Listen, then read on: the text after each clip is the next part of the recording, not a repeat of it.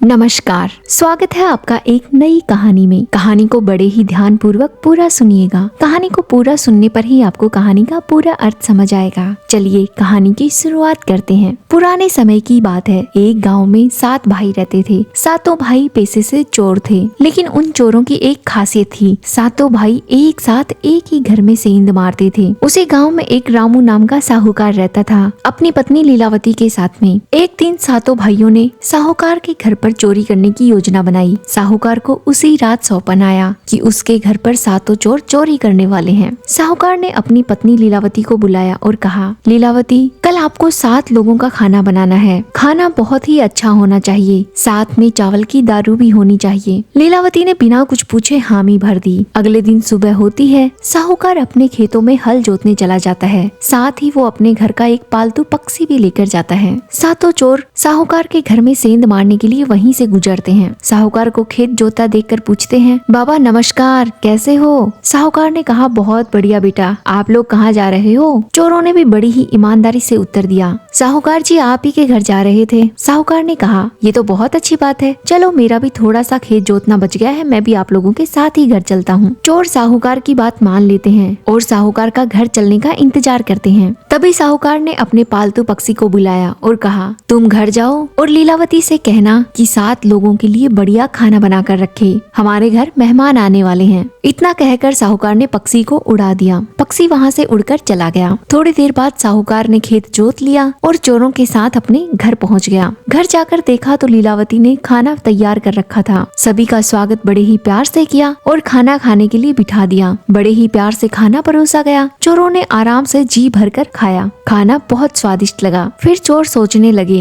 ये पक्षी तो बहुत अच्छा है। साहूकार ने खेत से ही इसको आदेश दिया कि घर जाकर बोलो खाना तैयार रखा जाए। साहूकारनी ने भी पक्षी की बात मानी और खाना तैयार रखा। ये पक्षी तो बहुत बढ़िया है, हम भी जब खेत जोतने जाएंगे इसी के हाथ अपनी अपनी पत्नियों को संदेश भेज दिया करेंगे। जब घर आएंगे तो खाना तैयार मिलेगा। जब सातों चोरों ने खाना खा लिया तो साहूकार ने पूछा कि आप लोगों को क्या काम था, किस काम से आए हो घर पे? सातों चोरों ने कहा, साहूकार जी हम आपका ये पक्षी ले जाने आए हैं। साहूकार ने बड़ी विनती की और कहा कि इस पक्षी के अलावा हमारा कोई नहीं है, हम तो इसी के सहारे जी रहे हैं। दोनों अपना दिन काट लेते हैं, इसी से बतिया लेते हैं। लेकिन चोर नहीं माने। उन्होंने जबरदस्ती वो पक्षी लिया और वहाँ से चले गए। सातों चोरों ने निर्णय लिया कि ये पक्षी बारी बारी से सभी भाइयों के पास रहेगा। सबसे पहले नंबर बड़े भाई का आया। जब वो खेत जोतने गया तो साथ में पक्षी को लेकर गया। जब खेत थोड़ा सा जोतना रह गया तो चोरों के बड़े भाई ने पक्षी को बुलाया और कहा, घर जाकर मेरी पत्नी से कहना बढ़िया खाना बना कर रखे, मैं जल्दी ही घर लौटने वाला हूँ। थोड़ी देर बाद काम खत्म करके चोरों का बड़ा भाई जब घर पहुँचा तो उसे बासी भोजन ही मिला। पत्नी ने कुछ नया नहीं बनाया था। बहुत तेज भूख लगी होने के कारण चोर ने वही खाना खा लिया। फिर उसने वह पक्षी अपने दूसरे नंबर वाले भाई को दे दिया। दूसरे नंबर वाले भाई ने पूछा, पक्षी कैसा काम कर रहा है? बड़े भाई ने कहा, बढ़िया ही कर रहा है, तुम आजमा कर देख लो। सेम वही दूसरे नंबर वाले भाई के साथ हुआ। जब उसने घर पर संदेशा भेजा तो ना ही कोई संदेशा माना गया। पत्नी ने वही बासी भोजन परोसा। यही सब तीसरे, चौथे, पांचवे, छठे के साथ हुआ। जब 7वें भाई का नंबर आया तो उसने भी वही किया। जब खेत थोड़ा बाकी रह गया जोतना, उसने पक्षी को घर भेजा और कहा, जा घर पर बोल देना कि खाना तैयार रखा जाए, मैं जल्दी ही घर पहुंचने वाला हूँ। लेकिन जब जाकर देखा तो कुछ नहीं मिला। बासी भोजन, वो भी कल रात का बना हुआ। बहुत तेज भूख लगी होने के कारण भोजन तो खा लिया, लेकिन वो बहुत जोर से चिल्लाने लग गया कि साहूकार ने हमारे साथ धोखा कर दिया, ये पक्षी किसी काम का नहीं है। अब सातों भाइयों ने मिलकर फिर से साहूकार के घर में सेंध मारने की योजना बनाई। साहूकार को फिर से सूचना मिली कि चोर उसके घर पर सेंध मारने वाले हैं। साहूकार ने फिर से अपनी पत्नी लीलावती को बुलाया और कहा, कल फिर से 7 लोगों का खाना तैयार रखना और साथ में ही घर में एक बड़ा सा केले का पत्ता छुपा कर रखना जिस रूम में हम पूजा करते हैं, और अपने पड़ोसी से बात करके रखना कि उनकी कन्या हमारी थोड़ी मदद करे। कल वो हमारे घर पर ही आकर रहे और जब तुम खाना परोसने के लिए आओ तो गलती से एक मेहमान की पत्तल पे पैर रखकर फिसल जाना, फिर बाकी आगे का मैं खुद संभाल लूंगा। साथ ही मुझे एक मजबूत लकड़ी भी चाहिए। लीलावती ने साहूकार की बात मानी और सारी तैयारियां करके रखी। सुबह होते ही साहूकार फिर खेत में हल जोतने निकल गया। फिर से वही सातों चोर उसी रास्ते से गुजर रहे थे।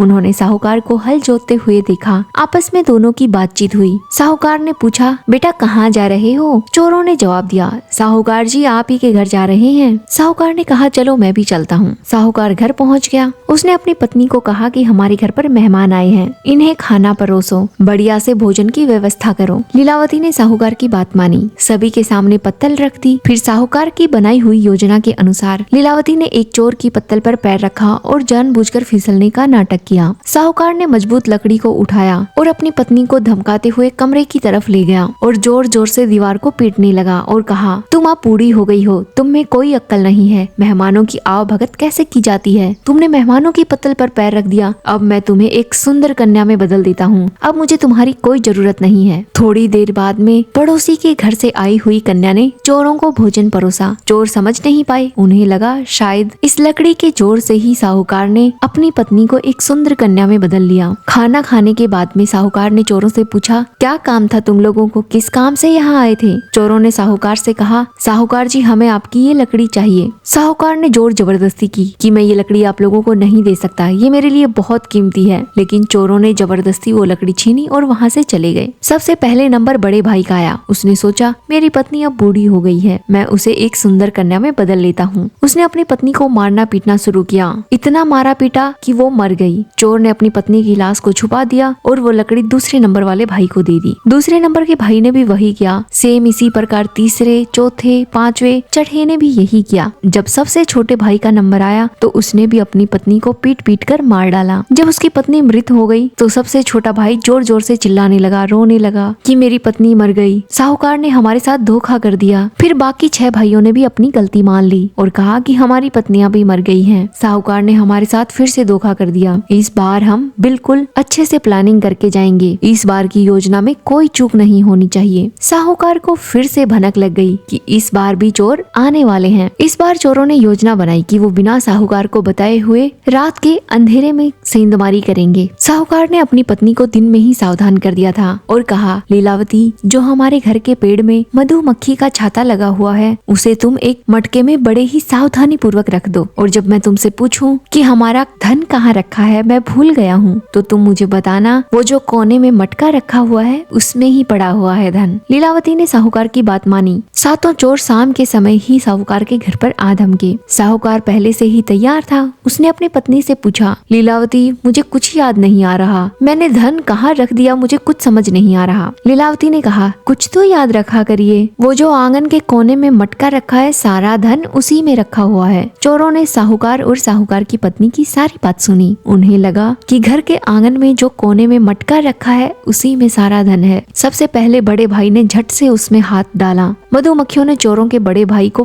बुरी तरह से काट लिया, लेकिन वो बिना कुछ चिल्लाए घर के बाहर चला गया। इसी प्रकार सभी ने किया, दूसरे, तीसरे, चौथे, पांचवे, छठे भाई ने। जब सबसे छोटे भाई का नंबर आया उसने भी फट से मटके में हाथ डाला। जैसे ही उसने मटके में हाथ डाला मधुमक्खियों ने बहुत बुरे से काट लिया। उसे रहा नहीं गया, वो जोर जोर से चिल्लाने लगा, रोने लगा। तब बाकी 6 भाइयों ने भी अपनी पीड़ा की सारी कहानी बताई और कहा, हमें भी मधुमक्खियों ने काट लिया। सातों चोर वहाँ से चले गए। कई दिनों बाद जब उनके घाव सही हुए, दर्द में आराम हुआ, तो उन्होंने फिर से साहूकार के घर में सेंधमारी करने की योजना बनाई। इस बार उन्होंने कोई भी गलती ना करने की सारी तैयारियां कर ली, लेकिन साहूकार को तो फिर से भनक लग गई कि सातों चोर फिर से चोरी करने आ रहे हैं। साहूकार ने अपनी पत्नी लीलावती को फिर बुलाया और कहा, इस कमरे की दीवार में एक छोटा सा छेद कर दो। लीलावती ने वैसा ही किया। फिर साहूकार ने कहा कि तुम सड़ी हुई मछली का लेप बनाओ और मेरे शरीर पर लीप दो। जैसे ही सातों चोर चोरी करने आए तो तुम जोर जोर से रोने लग जाना और कहना, साहूकार चल बसे,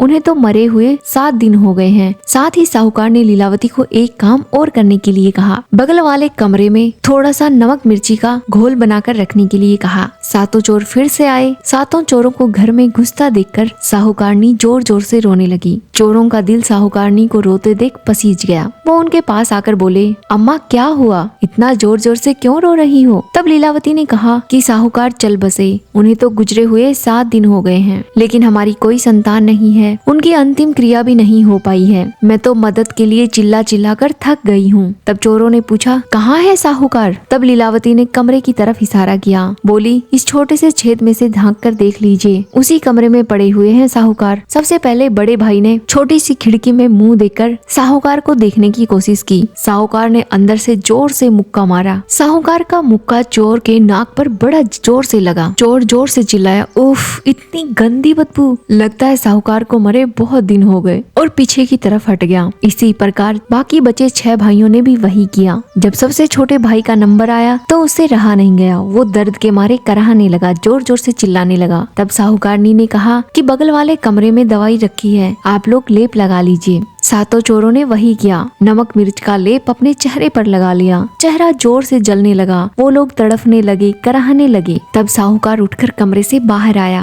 और चोरों को समझाया, चोरी करने से किसी का पेट नहीं भरता, तुम मेरी मेहनत की कमाई से अपना घर कैसे चला सकते हो, तुम्हें मेहनत करनी चाहिए। चोरों ने साहूकार की बात मानी, वो दर्द से करा रहे थे। उन्होंने प्रण लिया कि अब वो चोरी के भरोसे कभी नहीं रहेंगे, अपनी मेहनत की कमाई से अपना घर चलाएंगे। इस प्रकार सातों चोरों को साहूकार ने बहुत ही बुरे से ठग लिया और अपनी मेहनत की सारी कमाई को बचा लिया। साथ ही चोरों को भी ये शिक्षा मिली कि चोरी करने का परिणाम बुरा ही होता है। इतने प्रयास करने के बाद भी चोर साहूकार के घर में चोरी नहीं कर पाए। इस कहानी से हमें यही शिक्षा मिलती है, चोरी, झूठ बोलने या गलत काम करने से आप अपना घर नहीं चला सकते। चोरों ने बार बार प्रयास किया लेकिन विफल रहे। अगर वो इतना प्रयास मेहनत करके कमाने में लगाते तो शायद वो अपना घर बहुत अच्छे से चला सकते, उनकी पत्नियां भी जिंदा होती, उनके बच्चों की माएं उनके पास होती। लेकिन चोरों ने ये समझने में बहुत देर कर दी। इस कहानी से हमें यही शिक्षा मिलती है कि मेहनत की कमाई से ही पेट भरता है। कभी भी दूसरे की कमाई पे नजर डालने, चोरी करने या लूटपाट करने से किसी का घर नहीं चलता। ईमानदारी से जीवन जीने वाला हमेशा गर्व से अपना सर ऊंचा रखता है। कहानी कैसी लगी कमेंट करके जरूर बताइएगा।